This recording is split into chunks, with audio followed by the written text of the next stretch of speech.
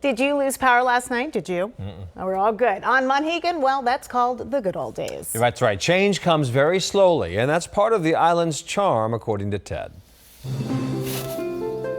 Change comes slowly to Monhegan. Today, they are cutting hay by hand up on Lighthouse Hill. The roads are still hard-packed dirt and cars are banned, though a proliferation of contractors' pickups has been raising eyebrows of late.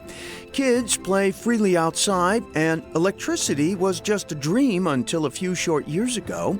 The Trailing U, one of 3 hotels on the island and one of the last non-electrified holdouts, the main dining room still lit by lamp oil and candle. Thank you. We loved it. We loved it. We did, but I'm not sure I could go back to that now. Like many longtime Monheganites, Margot Sullivan is of mixed mind about the coming of electricity. And it's kind of like once something starts, you get used to it a little bit. My house has power. I have the internet. What can I say? Perhaps the biggest change in Monhegan in recent years, a new business that's bubbled up out in the woods near the end of the dirt road. When we opened the brewery, we thought, well, we'll just see what happens. We're kind of down here at the south end of the island. Matt Weber and his wife Mary weren't sure what to expect when they opened Monhegan Brewing in the summer of 2013. It never dawned on us that this is where all the hiking trails start or end. So everybody that comes off the hiking trails is really thirsty. And that works great if you happen to have a brewery right there.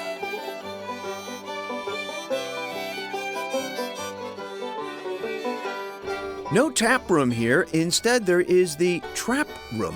Weber is a lobsterman in the wintertime. Like all islanders, he wears a number of hats. They've given me a badge, and it's in here somewhere. You see, this bro with the beer in hand is what passes for law enforcement out here. Weber is also Monhegan's constable. I would never put it on, but it is a cool, little dime store-esque, but yeah, that's love. If you see me show up at 11 o'clock at night, you've done something wrong. Most of the time, though, Weber's just trying to go with the flow at the new brewery. One of the things that we've heard, and it means more to us than anything really, is we can't imagine Monhegan without the brewery. This change has been kind of a no-brainer, I think. It's, we're not staying open late. We close at 6 because we want to go home and have dinner and watch TV too. So it's not a bar scene or anything like that. And I think people, once they realized what we were doing, they love it. One of Monhegan's most sacred spots, the Cathedral Woods, so named for the vaulted arches of its soaring spruce and balsam fir. But if the majesty is above, the magic just might be below. Monhegan's Cathedral Woods, long known for the mysterious appearance of fairy houses. They've been there for a long time. You bring it up and people say, oh, my grandparents built a fairy house. While admiring these delicate structures, made primarily of pine cones, twigs, and moss, we have the rare good fortune of actually catching a fairy in the act. I can use the moss for something else. Verona Sherrick and her daughter Frankie are from Salt Lake City, making their second visit to the island. Frankie really wanted to come back with her own supplies and make a house for herself, for her own fairies. Others aren't quite as taken by these whimsical creations.